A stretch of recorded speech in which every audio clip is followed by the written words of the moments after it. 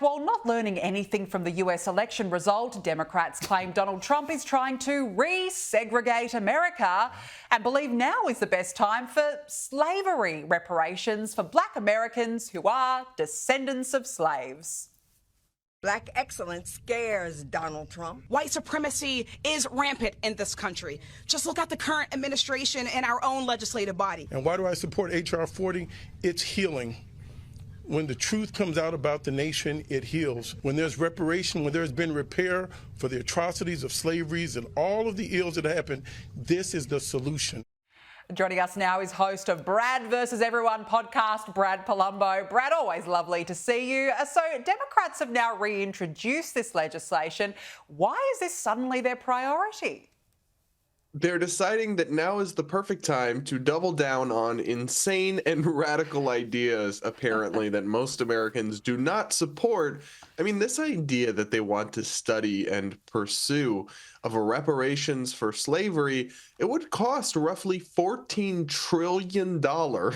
They would pay out $350,000 to every Black American at the expense of $91,000 per federal taxpayer to Americans who never owned slaves, whose parents never did, whose grandparents never did, who have no moral culpability. I mean, it's hilarious to me that they would, one, choose now. All they have to do is try to offer a sane alternative to Trump. They're like, no, we'll just push the most divisive, radical stuff imaginable. And two, that they would dare to suggest that that would be healing.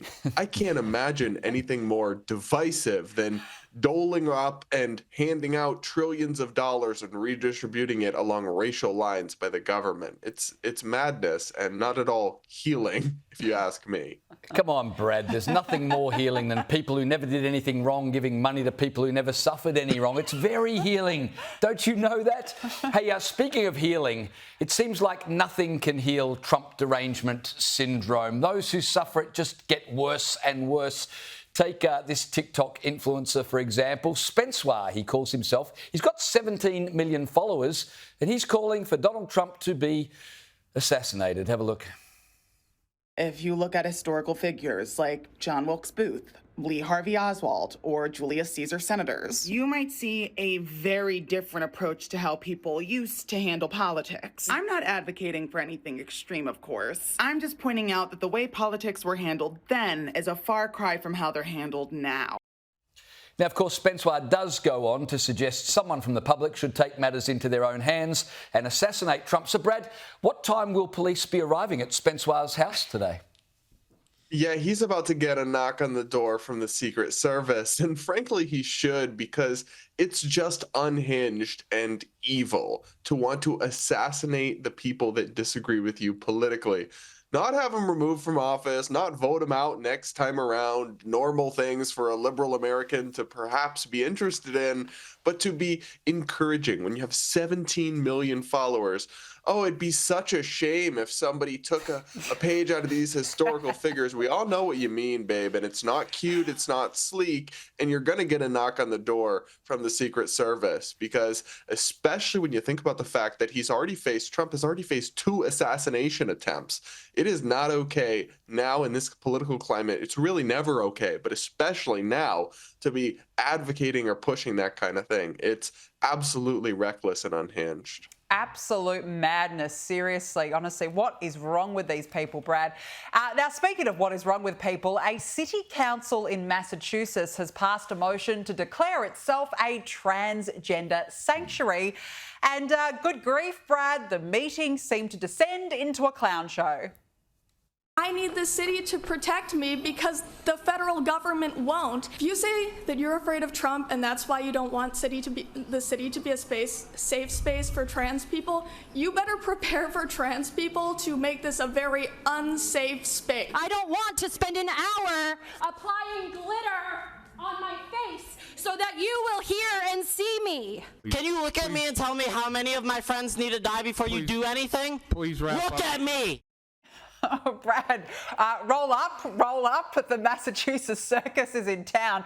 Please, can you try and explain this one to us? Well, the craziest part of this story, Danica, is that they actually listened. The city council listened to those people and was like, yeah, they make a lot of sense. We should do what they say. And they declared their city a sanctuary city for transgender people to rebuke Trump or whatever, which is just bizarre because Trump has changed a bunch of policies, but nobody's coming to get transgender people. Nobody's coming to arrest them, to do anything to them. Their physical safety is not in danger, but these people are hysterical and seem to have drank a lot of the TikTok Kool-Aid and propaganda. And it's actually sad on a level because they're totally divorced from reality and they've scared themselves to the world's end for no real reason. I mean, disagree with some of Trump's policies if you want, but their safety's not in danger. And honestly, they all want to be Anne Frank so bad. They post about like, oh, the concentration camps are coming soon. It's profoundly disrespectful to all the memories of the people who actually have needed sanctuary, who faced trauma and crimes and human rights abuses. These people want to cosplay oppression so bad and then I just have no shame about melting down in public over it. It's really a sign of the times, and that's actually my home state of Massachusetts, and this sounds about right, honestly, for what it's like in some pockets. Well, Brad Palumbo, we always love having you on the program. Thanks for helping us make sense of America Thanks, again. Guys.